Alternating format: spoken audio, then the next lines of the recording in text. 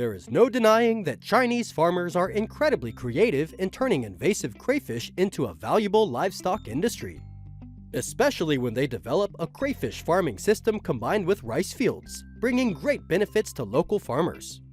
Now, let's explore the crayfish farm combined with rice cultivation with us.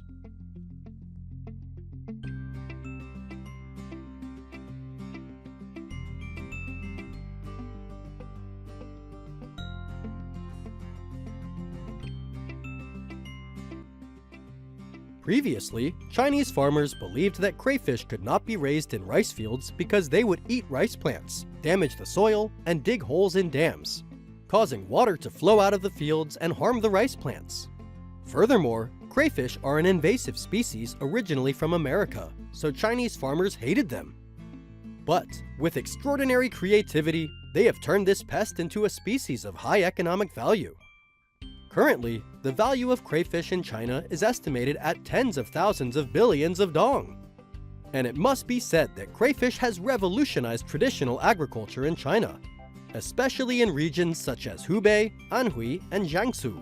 The total output of these provinces reaches more than 2 million tons per year. Crayfish and rice farmers said that each mu of rice field can produce more than 150 kilograms of crayfish and 500 kilograms of organic rice. And the average income per mu can reach 4,000 to 5,000 yuan, equivalent to more than $600. Each farmer owns dozens to hundreds of mu of rice fields, so their income per crop can reach hundreds of thousands of $, which is a dream number for most ordinary workers in China. So, how do Chinese farmers cultivate and maximize profits from this combined model? For maximum efficiency, farmers design small canals around their rice fields to provide an environment for crayfish during the dry season. These crayfish cannot survive without water, so it is necessary to maintain the appropriate water level to ensure optimal conditions for both the rice and crayfish. Farmers release the crayfish into the rice fields after transplanting the seedlings, creating a natural habitat for the crayfish, which thrives alongside the rice plants. The crayfish species commonly farmed in conjunction with rice cultivation is the red crayfish, which is commonly farmed in China and some states of the US due to its adaptability to market demand. Crayfish are released into the field at about 60 kilograms of crayfish larvae, allowing them to breed and avoid competition for food.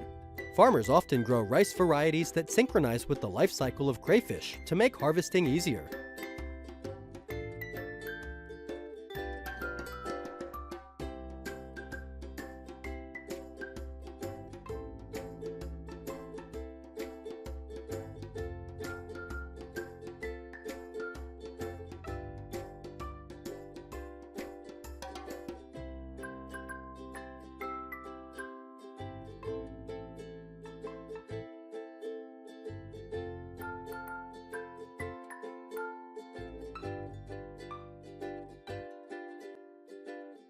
During growth and development, crayfish often eat organisms that are harmful to rice plants and weeds. However, farmers can supplement foods such as pureed snails or soybeans for optimal growth.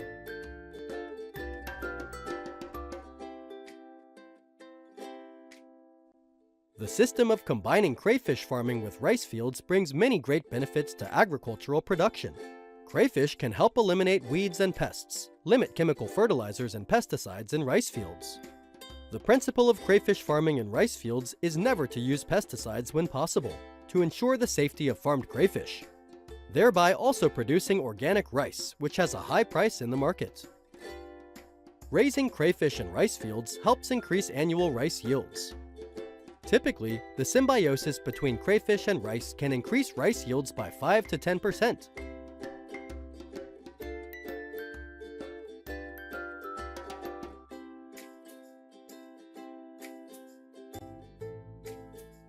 Crayfish also grow very quickly. Farmers harvest after about 60 to 80 days from the time of releasing the crayfish. Usually, harvesting uses crayfish pots or net cages to catch them, which helps to be more effective.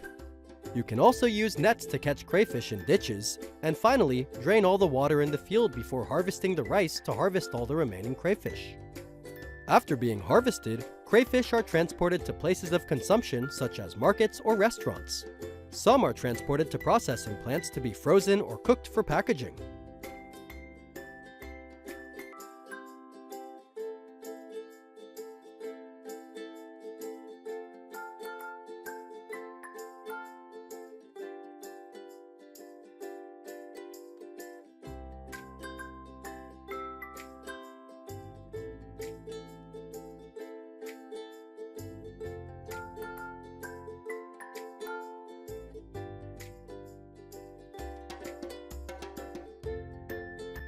Processing plants produce thousands of boxes of crayfish every day to supply the domestic market.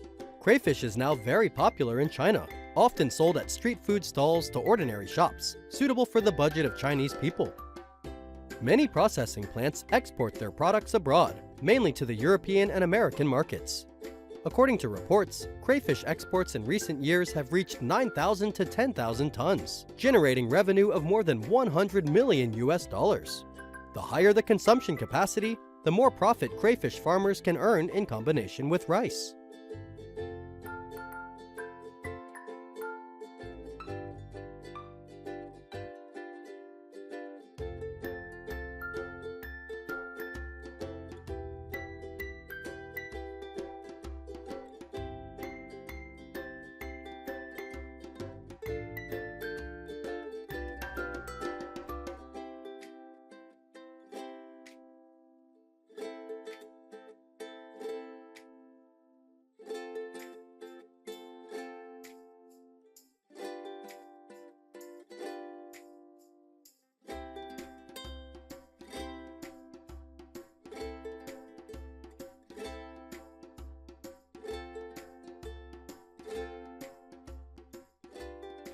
Not only in China, Louisiana in the US also develops the industry of raising crayfish in rice fields, but is mainly popular in some neighboring states. It is a nutritious and healthy source of protein.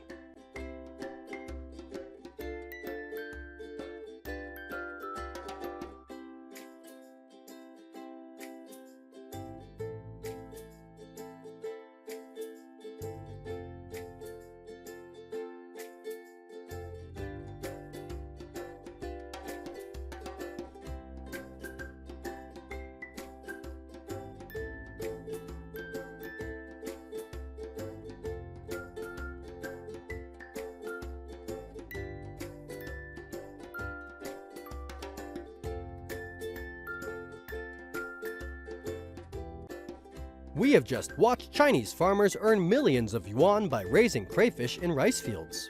How do you feel? Leave your comments below to let us know.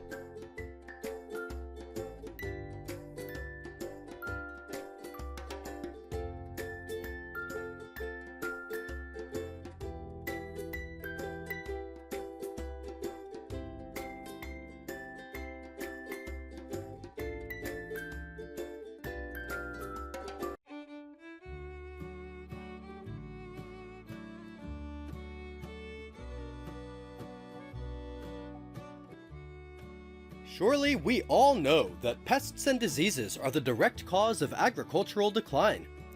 That has also been a fear for soybean farmers in China for thousands of years.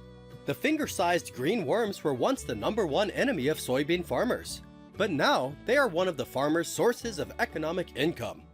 So, how has this pest made farmers rich? Please explore with us now.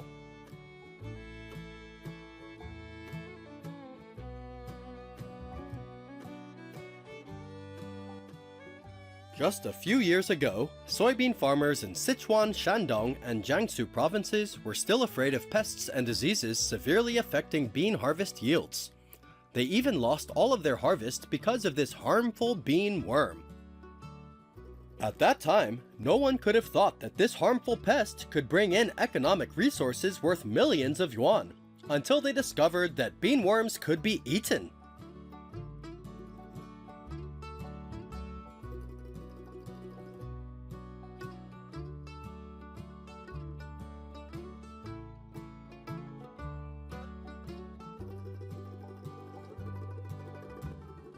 Perhaps up to now, there are still many soybean farmers who still cannot believe that they have made a lot of money from these green worms. They are sold for more than 100 yuan per pound. Their price increases every year, and at times, the cost reaches 180 yuan per pound. Not only that, many farmers in some areas have even become rich by raising beanworms. Soybean farmers in Shandong and Jiangsu consider beanworms to have high economic value and are a regional specialty. They are used to prepare delicious dishes such as roasted beanworms, fried beanworms. In recent years, when human demand for food from green insects has increased, the nutritional value of beanworms has also been discovered very well. Rich in protein, essential amino acids, and essential fatty acids.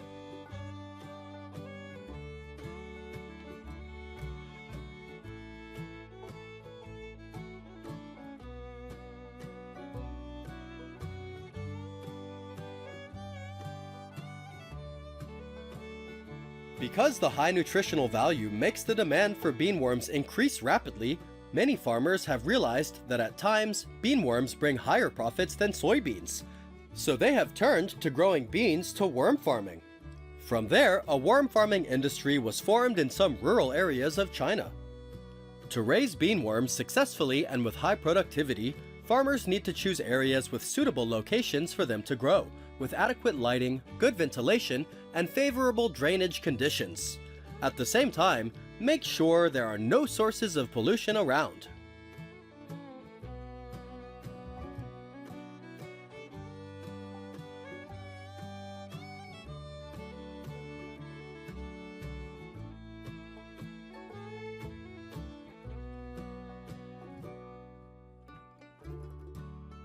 Choose bean insect varieties that are suitable for the local environment, grow quickly and lay many eggs, and have strong disease resistance. If environmental conditions are suitable for beanworms, it will help them grow extremely quickly and bring great profits to farmers. Raising beanworms in the provinces is even more profitable than raising livestock such as cows and pigs, because it does not require raising costs and is more expensive. The main food of beanworms is bean leaves, bean pods, and other legumes. Therefore, Chinese farmers can save a large part of animal feed costs.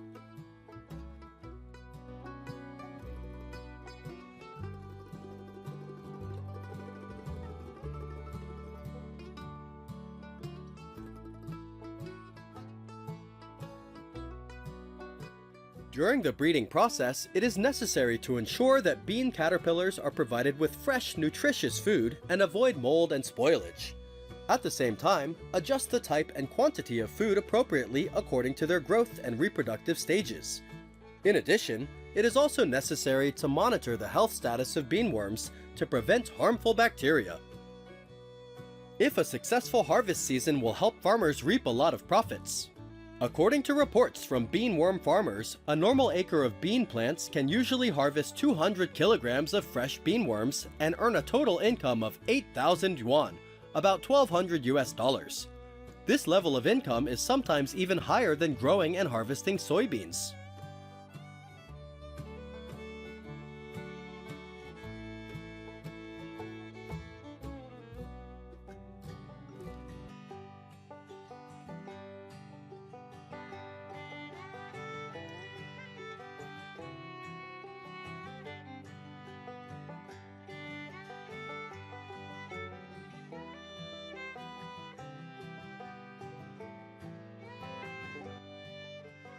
In fact, in Liangyungang, Jiangsu, eating beanworms has become the most unique local culinary culture. Many newcomers to Jiangsu felt resistant to beanworms when they first saw them. However, after trying them a few times, many people will fall in love with this seemingly strange and fear-inducing delicacy.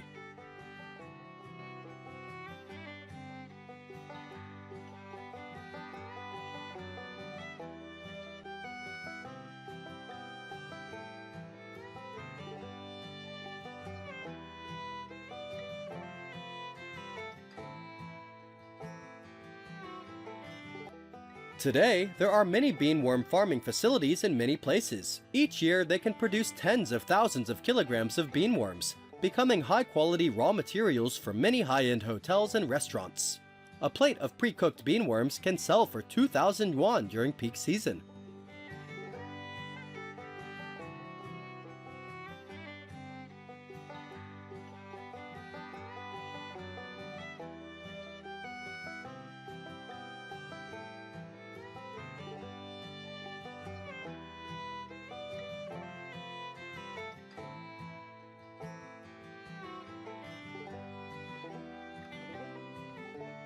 Thanks to its high nutritional value, bean worms are also known as bean ginseng.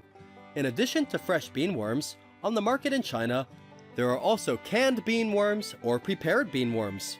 Consumers can easily buy bean worm products to prepare daily dishes.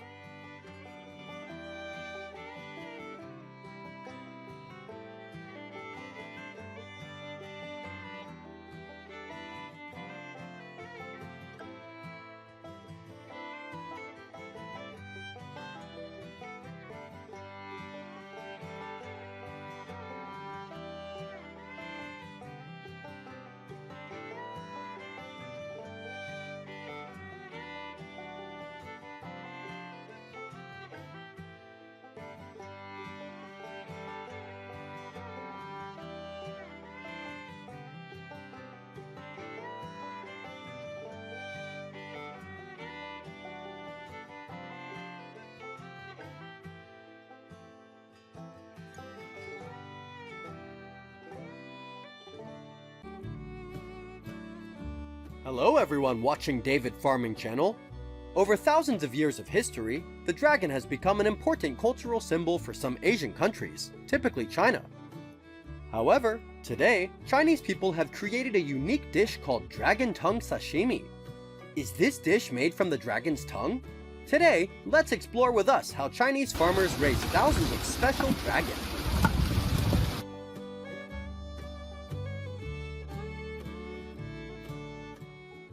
In Chinese mythology, crocodiles are considered descendants of dragons, so many Chinese people still consider them dragons to this day. However, crocodiles are not considered religious because they are fierce predators. Today, millions of crocodiles are raised on farms in China, playing an important role in the economic development of local communities.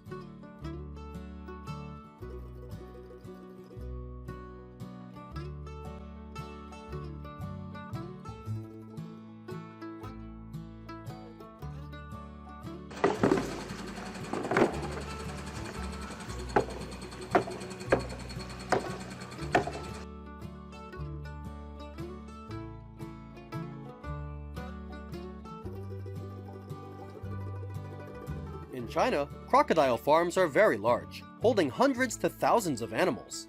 These farms are often built in tropical or subtropical climates, especially in Guangdong, Fujian, and Hainan provinces. The most commonly farmed crocodile is the Yangtze crocodile, which is also native to China, with many farms importing and breeding Siamese crocodiles. Crocodile farms are often designed to mimic the crocodile's natural habitat, with ponds and large sandy areas for the crocodiles to bask and roam. This helps ensure their natural growth and ability to reproduce. Enclosure areas are often segregated by age and size to ensure that alligators do not compete for food or eat each other.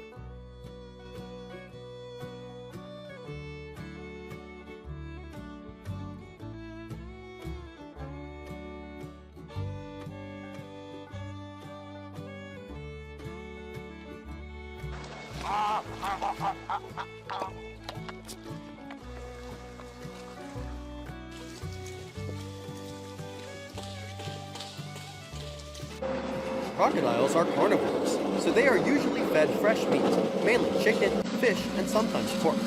Unlike other livestock, crocodiles do not need to be fed regularly, only 2 to 3 times a week. Moreover, the amount of food is also strictly managed to ensure that crocodiles grow at a stable rate without wasting food. Chinese farmers also pay great attention to the health of crocodiles. Cleaning cages and ponds is also done regularly to prevent bacteria from growing. Because farmed crocodiles are often susceptible to skin diseases, regular cleaning of cages also ensures the crocodiles are healthy.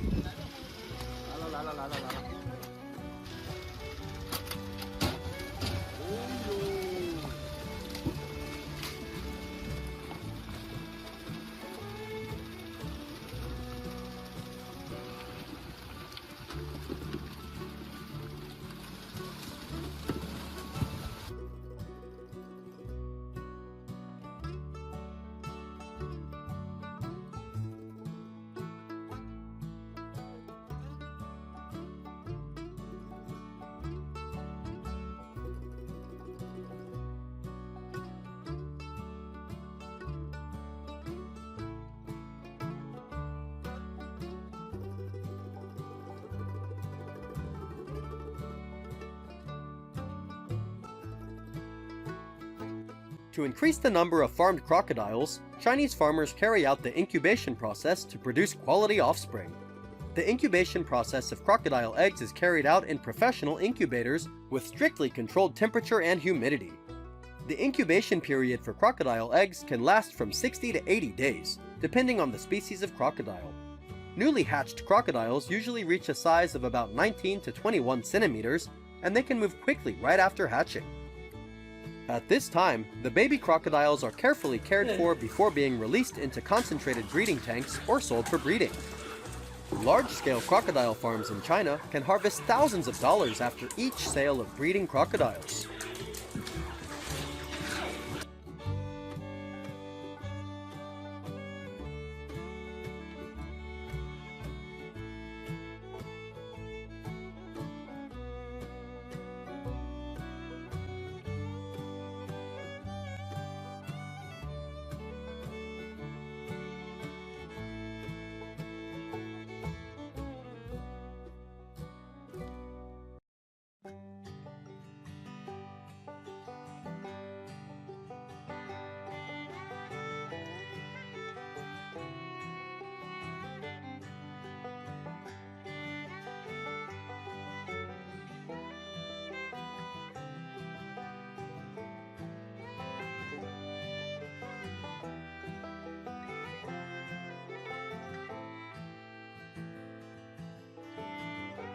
Crocodile farming in China has grown rapidly in recent years, providing a steady income for local farming communities and jobs for thousands of workers in crocodile leather processing factories.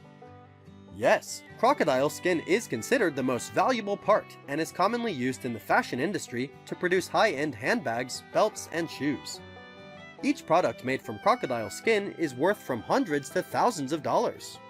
There are even some of the world's most famous crocodile skin handbags that cost up to $450,000.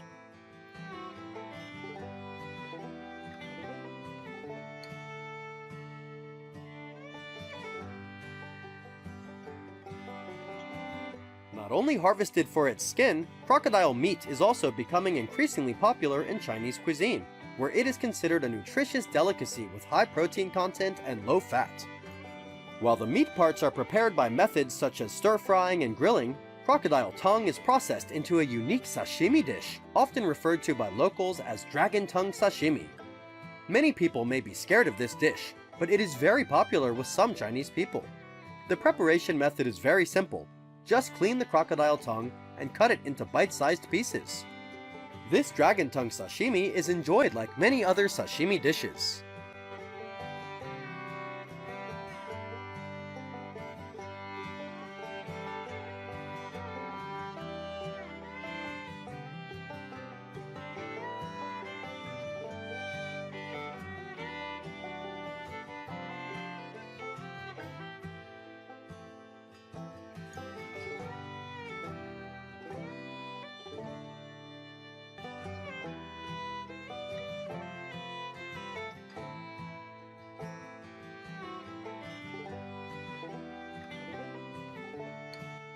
In China, crocodiles are also used in traditional medicine to make medicines that are believed to cure lung-related diseases, relieve pain, and boost the immune system. Many people also often make crocodile meat is processed with some medicinal herbs to improve health.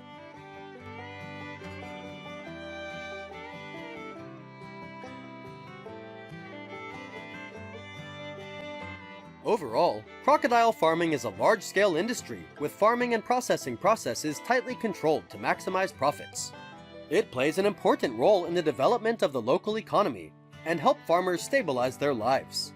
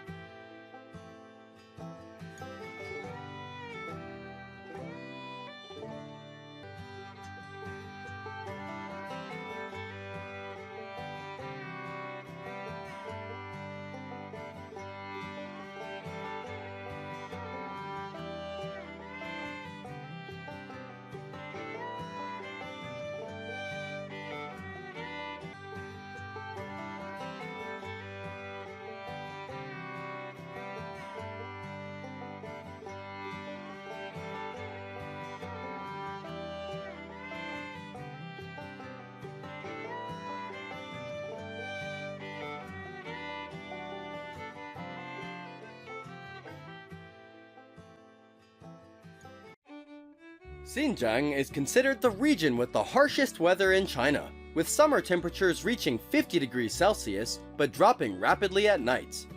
Due to the high temperature difference, agricultural crops are difficult to adapt to in this area.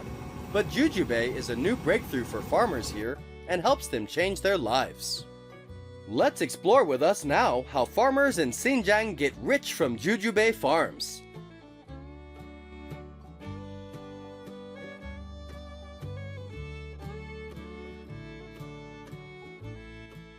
The jujube is a native fruit of China and has been cultivated for over 4,000 years. It plays a major role in the culture, medicine, and economy of the country. From fresh consumption to drying or traditional medicine, jujubes play an important role in the cuisine and health of the Chinese people.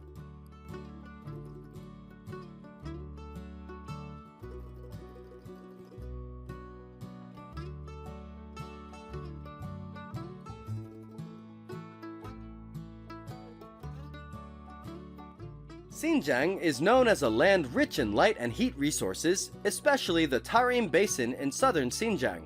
This place has long sunshine, drought, little rain, large temperature difference between day and night, which is beneficial for nutrient accumulation. Pests and diseases are not easy to occur, very suitable for jujube to grow completely naturally and organically. Therefore, this area has become an ideal place to grow jujube trees, while other crops are difficult to grow due to the high temperature.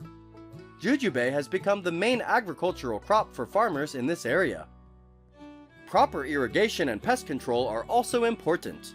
To ensure the quality of the fruit, large-scale farms use both chemical and organic methods to prevent pests. By introducing natural predators such as ladybugs to deter harmful insects.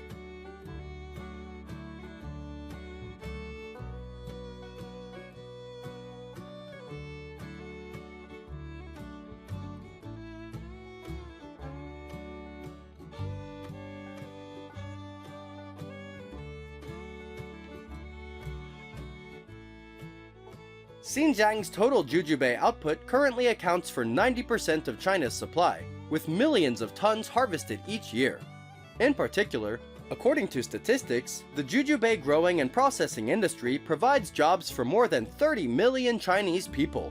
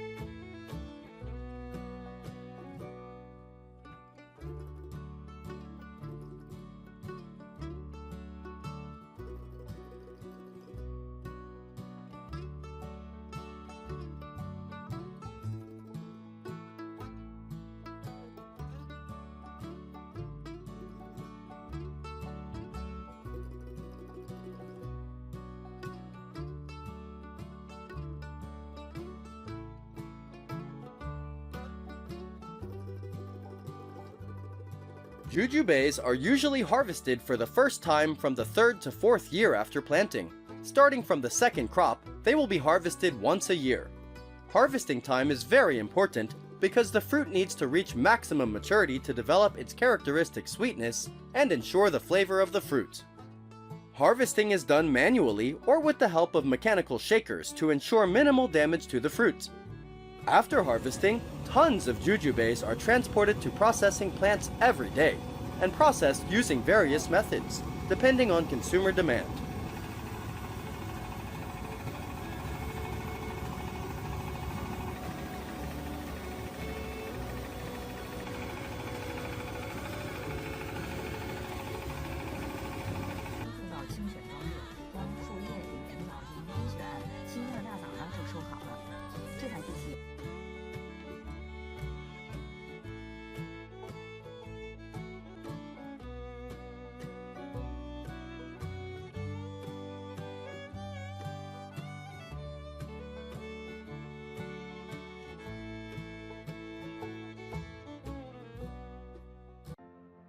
Processing is an important aspect as it adds value to the fruit and allows for long-term storage. The main method of processing jujubes is drying. Most jujubes are dried after harvest because dried jujubes are the most commonly consumed type. In order to get the dried jujube products to meet the standards and taste, many farmers often dry them under the sun. Sunlight. With natural heat and light, large quantities of jujubes will become dry after just a few days of drying. However, modern factories now use large-scale dryers to ensure processing time, faster transformation, and consistent product quality. In addition, jujube is also an ingredient in the confectionery industry such as jam, candy, etc. If you travel to China, you will easily see products such as jujube jam and jujube candy sold in many supermarkets or grocery stores.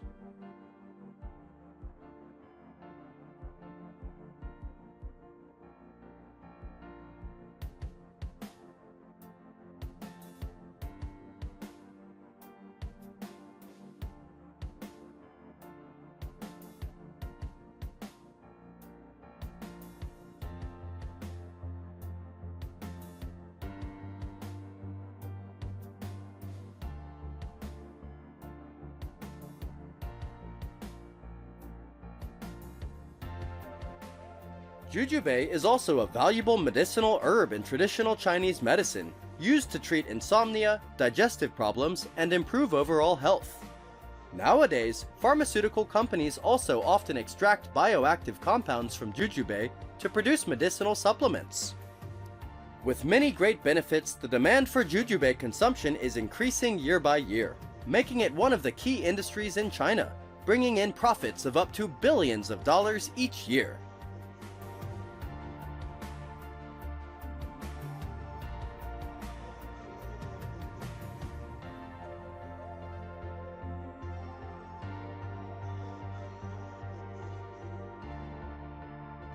The jujube industry in China not only contributes significantly to the agricultural economy, but also plays a key role in the country's export markets.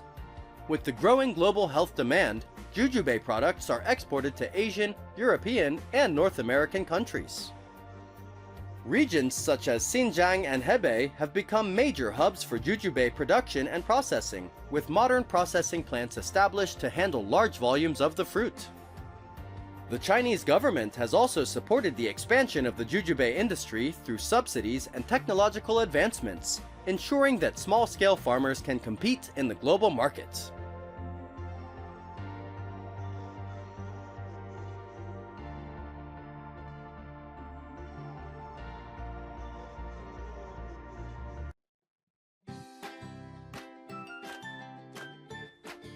Como país, con la población más grande del mundo y una vasta superficie terrestre, China es un lugar ideal para el desarrollo de la industria ganadera.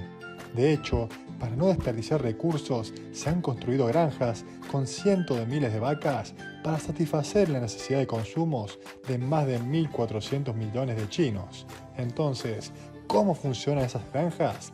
Te invitamos a explorar con nosotros ahora mismo. Cómo la granja de vacas alimentó a los 1.400 millones de habitantes de China, la granja de vaca más grande en toda Asia.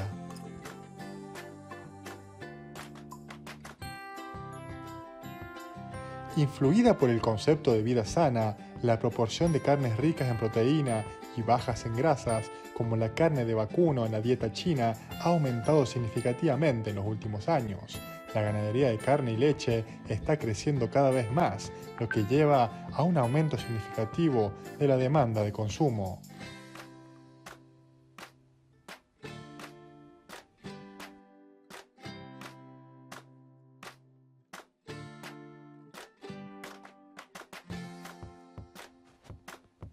Se puede ver que esta es la granja de vacas más grande de Asia, con una capacidad de más de 100.000 vacas. Se crían al aire libre en una gran superficie de terreno. Gestionar una granja al aire libre como esta no es una tarea fácil para el propietario de la granja. Entonces lo dividieron en áreas para facilitar el manejo. Cada área tiene un techo para ayudar a las vacas a evitar el sol y la lluvia.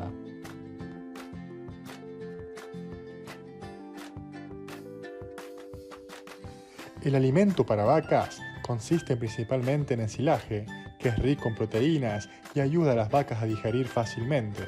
Además, la alimentación del ganado se puede complementar con proteínas y vitaminas. Cada día, los camiones de pienso llenan los comedores de miles de vacas que esperan ser alimentadas.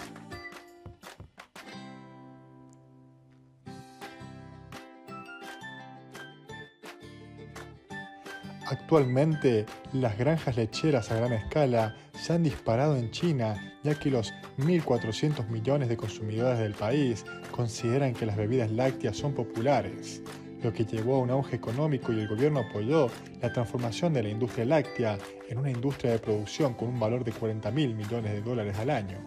Implementar la conversión de la producción a pequeña escala a grandes granjas con hasta 10.000 vacas.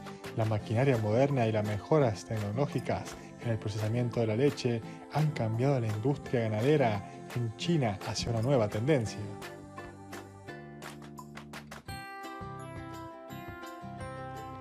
Como resultado, en las últimas décadas, la leche china ha pasado de estar disponible solo para las ciudades del norte y las familias adineradas a convertirse en una bebida diaria disponible en todos los hogares del país.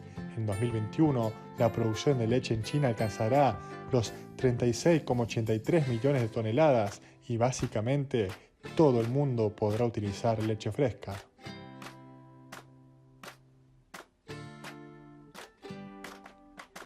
La producción lechera se ha desarrollado en muchas regiones de China, generando grandes ganancias para muchos propietarios. La comida para las vacas lecheras también es un problema para las granjas, ya que siempre tienen que preguntarse qué tipo de comida deben tener las vacas para tener el mejor rendimiento y calidad de leche. Normalmente, el ensilaje ayuda a las vacas lecheras para producir más leche. Agregar alfalfa importada de Estados Unidos ayuda a que la calidad de la leche sea más deliciosa. Además, agregue cereales secos como maíz y cebada a la dieta de su vaca.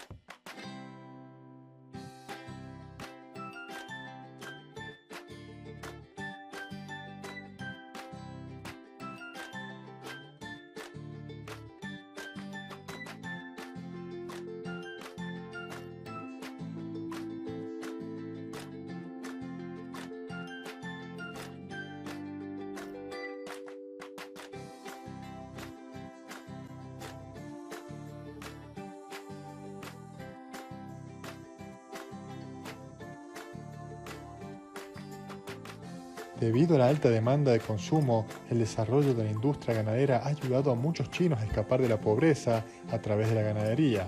Las granjas con decenas de miles de vacas no solo aportan miles de millones de dólares a la riqueza de los propietarios, sino que también ayudan a miles de agricultores a aumentar sus ingresos y a enriquecerse cuando tienen empleo.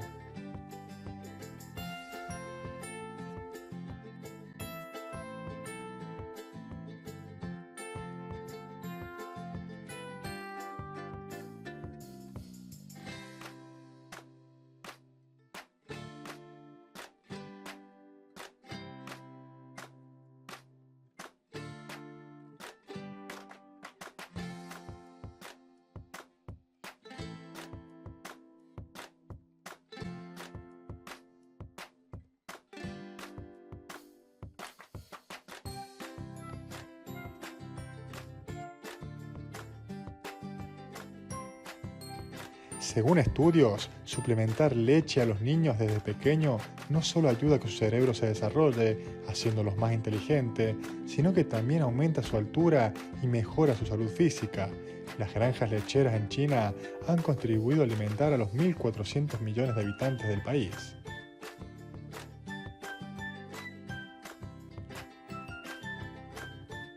Mucha gente cree que la cría de vacas afectará en gran medida a la situación medioambiental, provocando la contaminación de la tierra debido a los desechos del ganado, por lo que estos desechos siempre provocan que mucha gente de alrededor se queje porque el olor no es muy agradable e incluso afecta a la salud humana, pero las granjas se han centrado en limpiar graneros, tratar los desechos de las vacas como fertilizante orgánico para cultivos o convertir biogás en abono.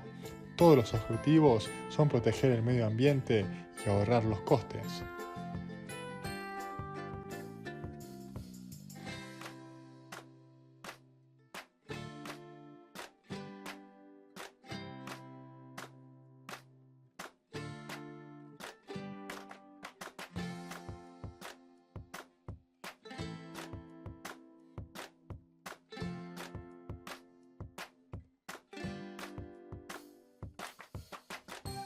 En el futuro, se espera que la demanda de carne vacuna y leche de vaca de los consumidores chinos aumente y sin duda seguirá impulsando el crecimiento del mercado de carne vacuna en China.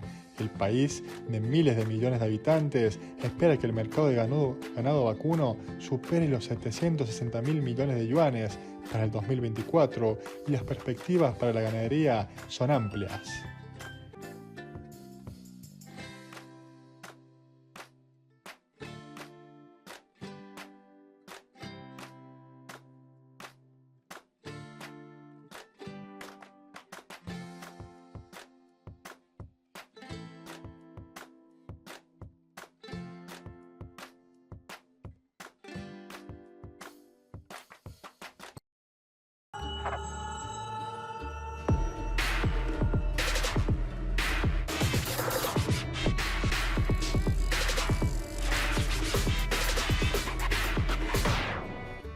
Las aves cazando peces como presa es una imagen que vemos a menudo en la naturaleza, pero por lo contrario, los peces cazando aves como presa probablemente solo se encuentran en América, porque este bagre gigante es una especie invasora poderosa y aterradora que causa un gran daño ecológico a los Estados Unidos. Entonces, averigüemos ahora los efectos nocivos de los peces gigantes y cómo los tratan los estadounidenses.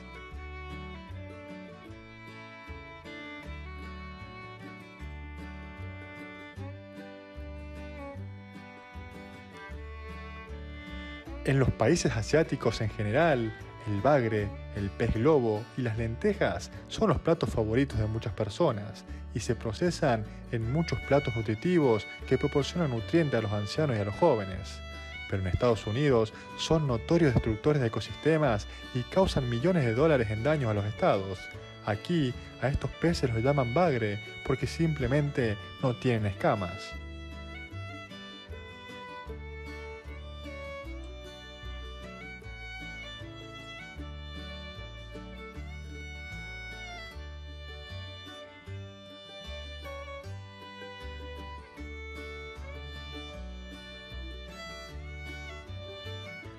El bagre se introdujo en la cuenca de la bahía de Chesapeake a lo largo de la costa del Atlántico Medio de los Estados Unidos en los años de 1970 y 1980, pero tuvo consecuencias no deseadas. Con una fuerte reproducción y un enorme apetito, los grupos de bagres han invadido rápidamente ríos, lagos y estanques y se están extendiendo cada vez más a muchos otros estados.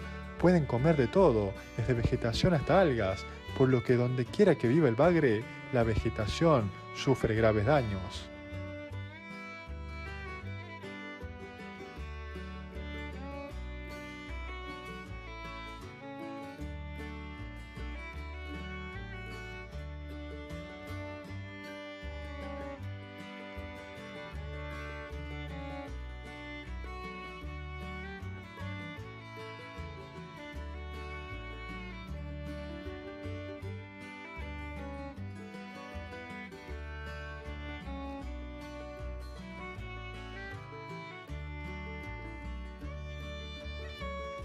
Además, un estudio dietético a gran escala reveló que el bagre consume especies de necesidad de conservación e importancia económica, incluidas especies actualmente gestionadas con una prohibición de cosecha.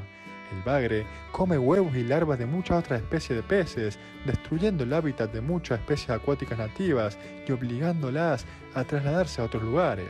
Estas especies de peces tienen un fuerte poder destructivo, por lo que deben estar en la lista de las que deben ser exterminadas enérgicamente para preservar el ecosistema. se han propuesto muchas medidas, como utilizar electricidad o rociar veneno para evitar el crecimiento excesivo del bagre, pero parecen muy limitadas.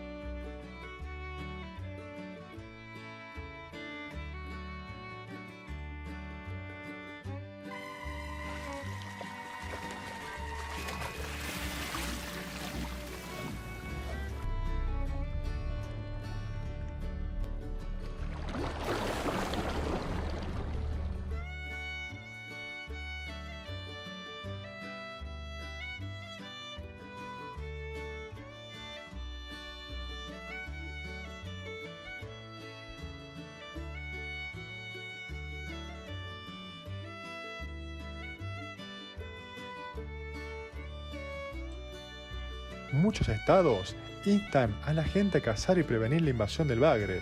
Muchos estadounidenses respondieron y utilizaron caña de pesca para sus viajes de pesca, aunque este método no mata a muchos peces, es muy eficaz porque los bagres son muy fáciles de morder. Con solo herramientas simples como una caña de pescar, un poco de cebo y un bote pequeño, puedes pescar fácilmente bagres en ríos grandes, y ciertamente en este gran entorno se pueden pescar fácilmente peces de enorme tamaño. De hecho, el pez más pequeño que pescó este tipo pesaba 5 libras, pero hay bagres que te dejarán asombrados.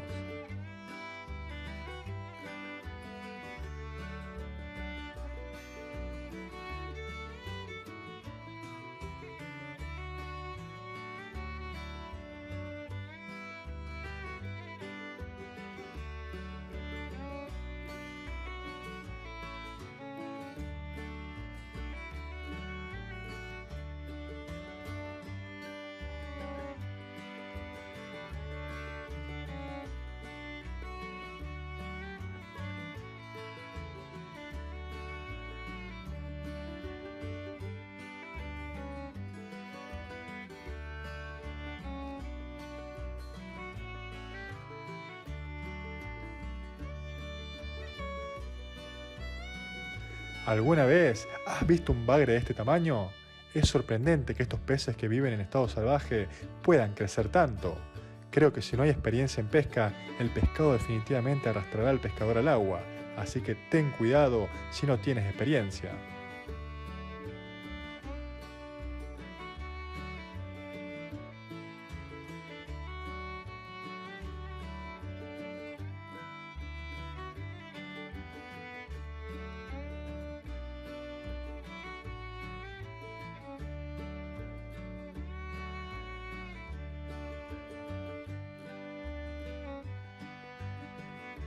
Podemos ver que tan solo un tramo de río o de un lago tiene mucho bagre. Estos muestran cuán sobrecrecida está la población. También sobreviven con fuerza en todas las condiciones climáticas, incluidos los largos periodos secos. Con una vitalidad tan intensa, el bagre se ha convertido en una de las criaturas más odiadas en Estados Unidos y mucha gente no come este pescado.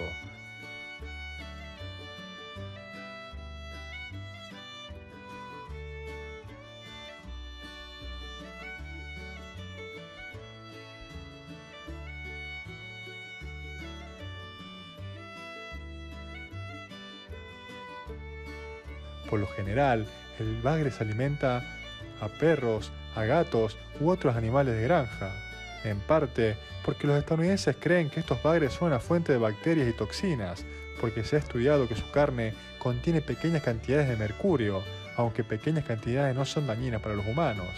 También piensan que el bagre se come de todo y por eso su carne no es deliciosa, pero una cosa es segura, no saben prepararlo.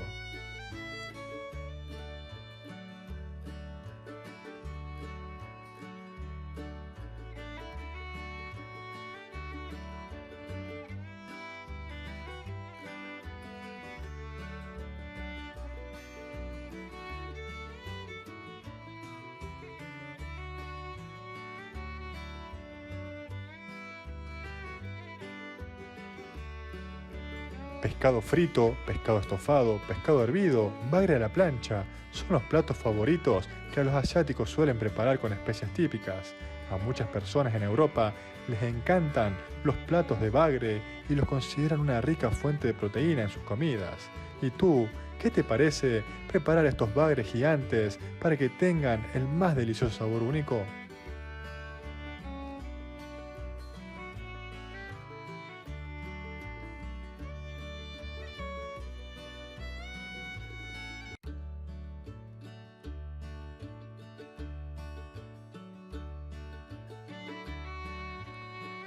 Una característica de las tierras altas de Escocia es una raza especial de ganado de pelo largo con cuernos largos y pelaje rojo.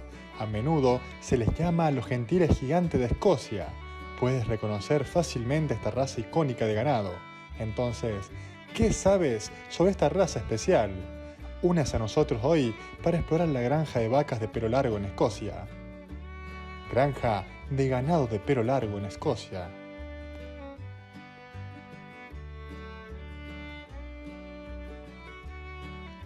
Tienen cuernos distintivos con pelo largo y ondulado, que puede venir en muchos colores, incluido rojo, negro, marrón oscuro, amarillo y blanco.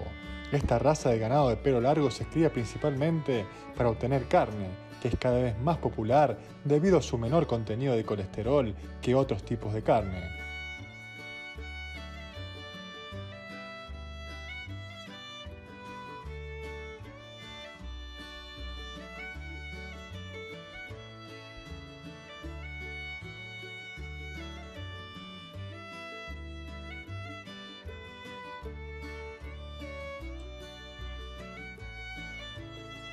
Este ganado de pelo largo es una raza resistente, capaz de adaptarse a las condiciones de las tierras altas de Escocia. Su pelo es una realidad de dos capas. El exterior está cubierto con una capa de pelo brillante y su pelo es el más largo de cualquier raza de ganado y cubre una capa de su pelo.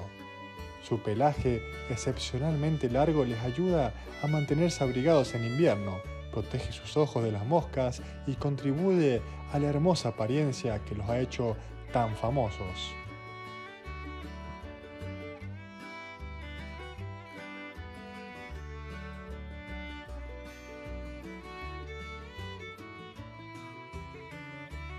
La raza de pelo largo se originó en las tierras altas y las hébridas exteriores de Escocia y apareció a principios del siglo IV. Hoy en día también se pueden encontrar en todo el sur de Escocia y en otras partes de Europa, así como en Australia, América del Norte y América del Sur. Los toros pueden pesar hasta 800 kilogramos y las vacas hasta 500, y su leche suele tener un alto contenido de grasa.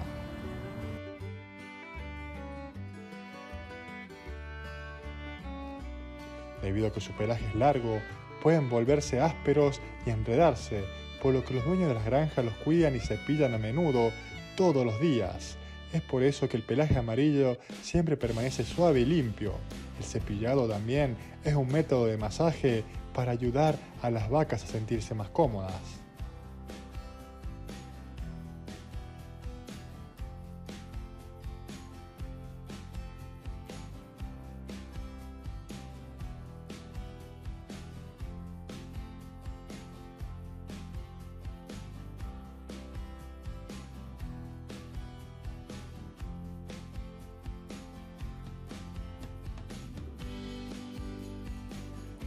En las granjas, la gente cría vacas de pelo largo principalmente. ¿Con qué propósito?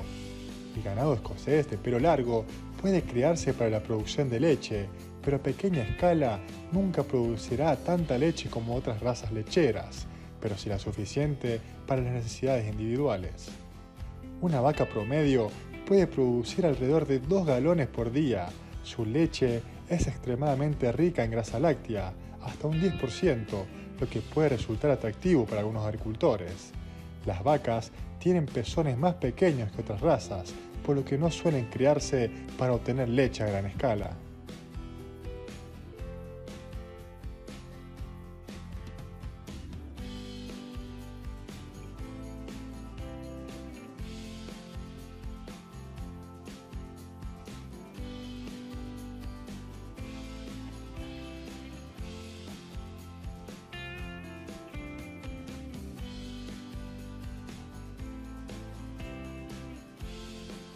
La cría de ganado para obtener carne es el objetivo principal de las granjas. Su carne es magra pero veteada. A menudo consideran carne de res de primera calidad.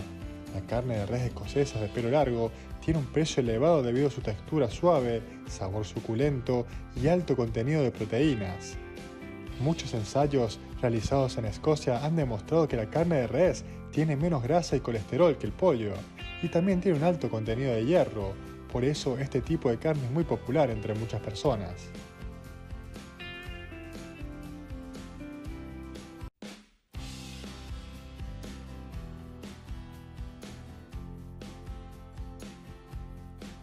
El ganado escocés de pelo largo es muy fácil de criar y algunos se alimentan completamente de pasto. Sin embargo, los criadores suelen complementar un buen heno, paja, forraje o ensilaje de invierno, o algunos tienen sus propias dietas para sus rebaños a las que se dedican desde herbivoría hasta cereales, cebada o incluso guisantes y rábanos.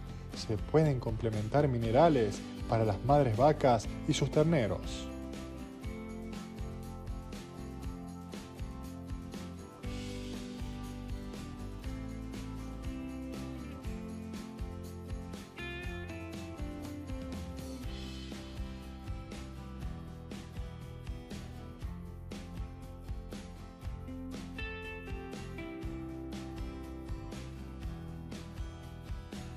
La cría de ganado escocés de pelo largo a menudo se realiza en granjas al aire libre y los propietarios de las granjas construyen vallas a su alrededor para evitar que las vacas se alejen demasiado. Una característica de los pastizales que a menudo no son aptas para el cultivo de alimentos alternativos, combinada con bajas temperaturas y altas precipitaciones. La agricultura escocesa de pelo largo se considera altamente sostenible desde el punto de vista ambiental.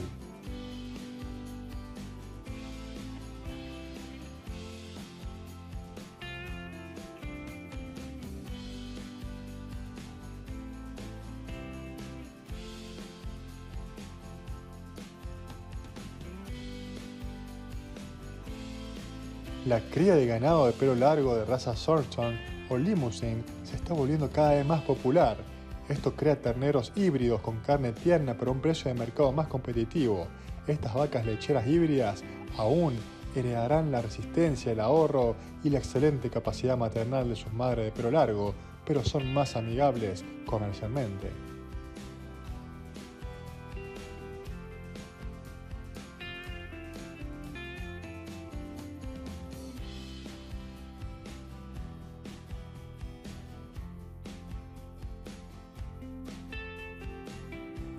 Cualquier criador debe admitir que las vacas de pelo largo son animales muy dóciles, nunca muestran agresividad y tienen muy poco estrés a la hora de criarlas y manejarlas.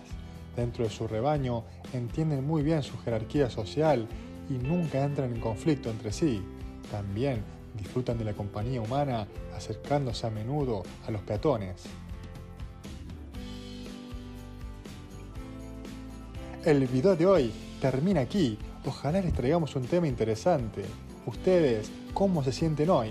Por favor, comenta mucho a continuación para hacérnoslo saber y no olvides hacer clic en me gusta, compartir y suscribirte para apoyar al canal. Ahora, adiós y nos vemos en los próximos videos.